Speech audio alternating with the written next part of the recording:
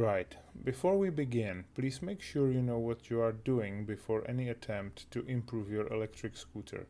If you feel you are not fully up to this, please seek service of someone who does have required skill and knowledge. I am not a professional. This video describes what I did on my machine and it works well for me.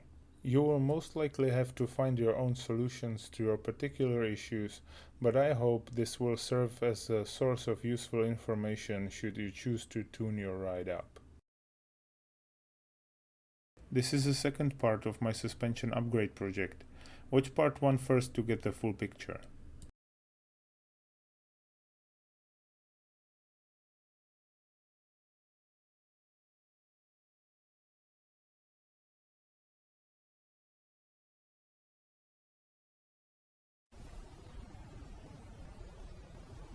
This footage hopefully describes the first issue. The main chamber valve is too close to the eyelet on a steering arm, or however is this called. It barely fits, so there's no way to put the cap on, and without it the valve is done for shortly. More on that later. I had to create the 135mm shock by merging a 125 barrel and 150 piston together. The wrench is laser cut, but I think you can buy a proper one somewhere.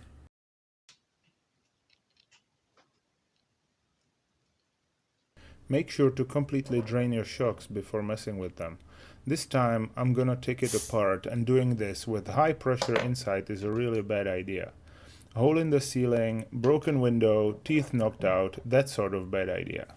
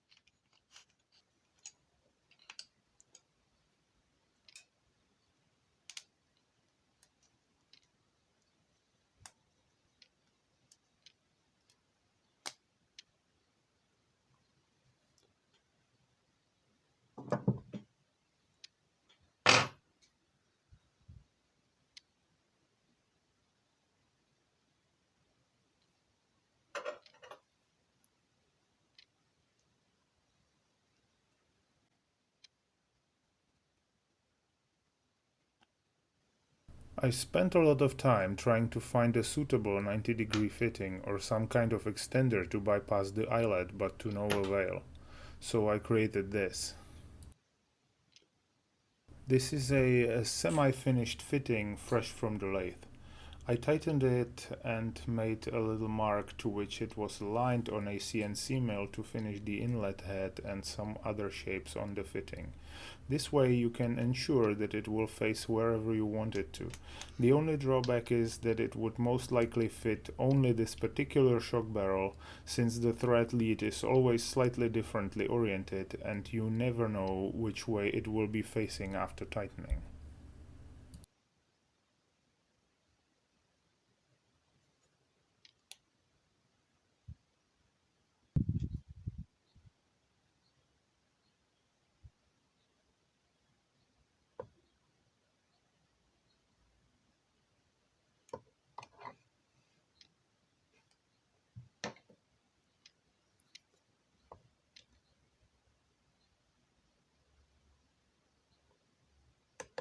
While that gets CNC'd, let's make the mutant shock.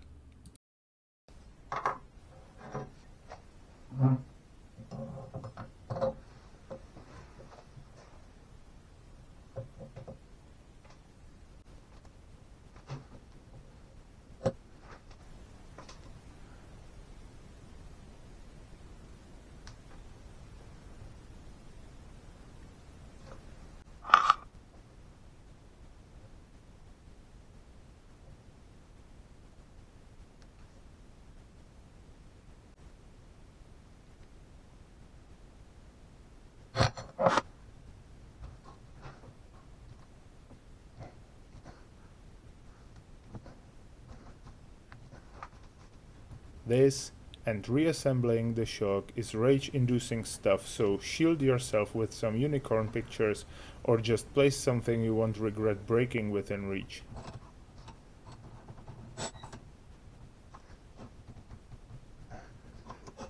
I tried to pop that out using a few strokes with a shock pump. Don't. Seriously.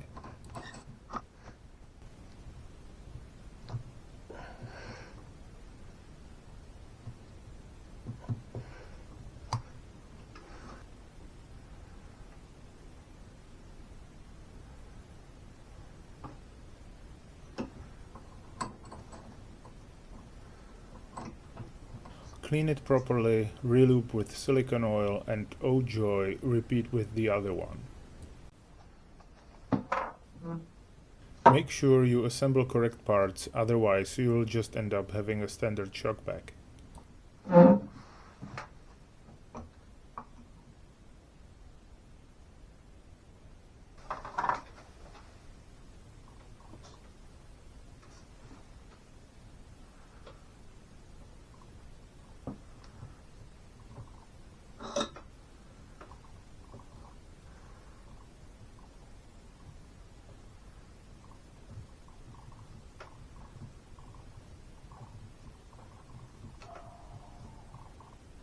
Tighten it properly using the wrench. The main chamber valve should be the other way around than it was to allow shock pump access.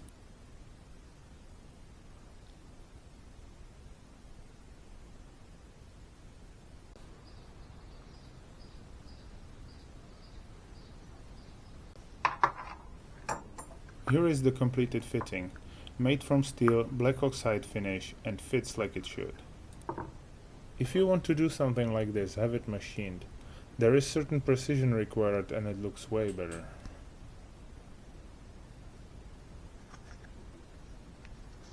Use thread sealant to make sure it doesn't shake loose or leak.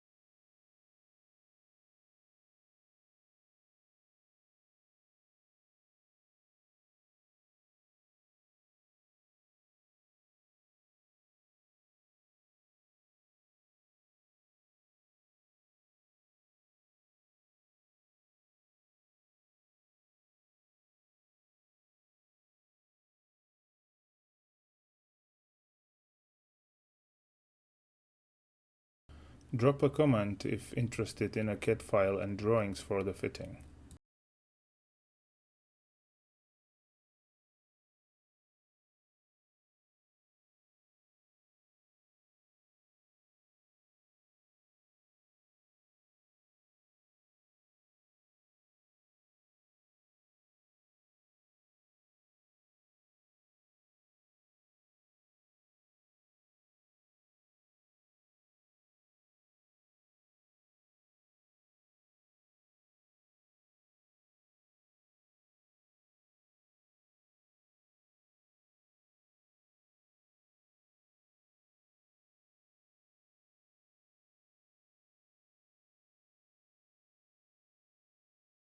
V-Seals does not completely encase the assembly, but it protects it reasonably well from large debris and all sorts of bigger chunks of whatever.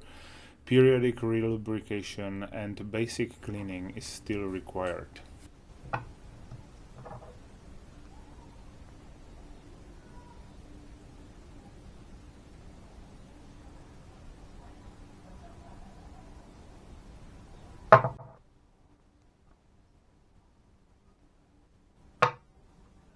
There is a high-tech polymer alternative to these bushings, but I doubt this can survive inside the rubber insert of the barrel side eyelet.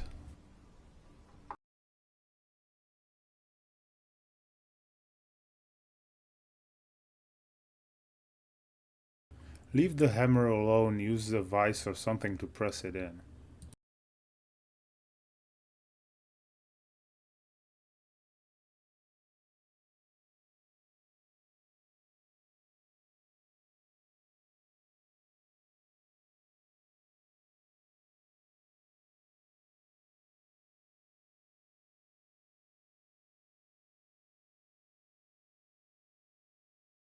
Lubricate reasonably. Slight overdoing is better since after some fiddling most of the grease ends up on your hands anyway.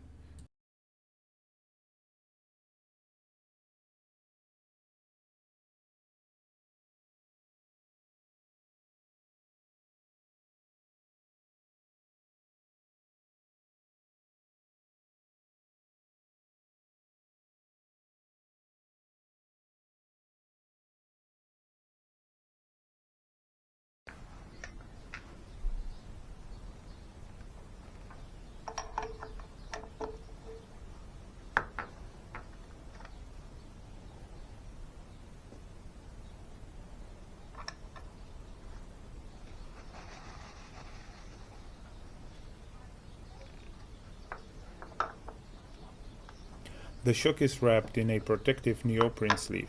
More on that in previous video.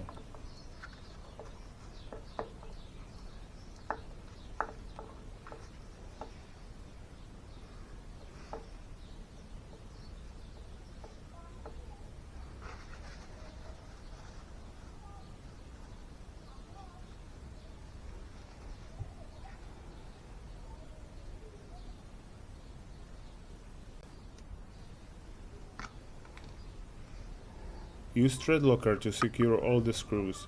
Losing the shock pin mid-ride is not going to improve your day.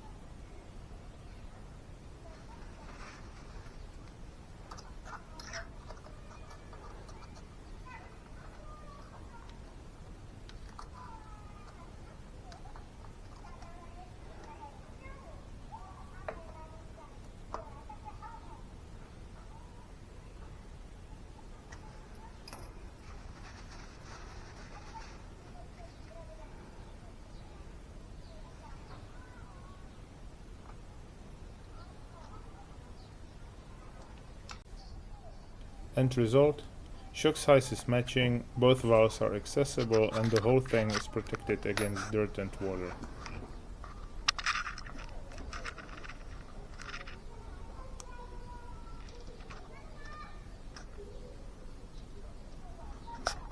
One more thing to finish this build.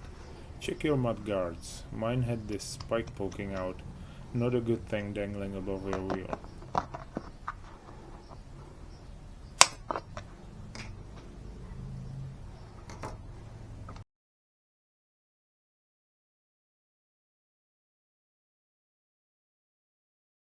I jumped it quite hard, but still, no crushes, no bumping. The initial feelings of the suspension is way better.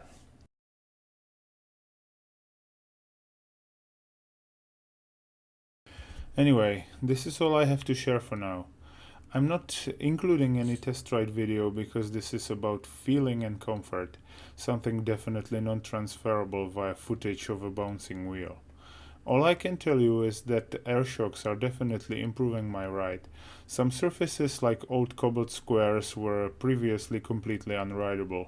Now it is just a minor annoyance. The scooter does not bounce around, and along with switching to road tires, the ride comfort is now on completely different level.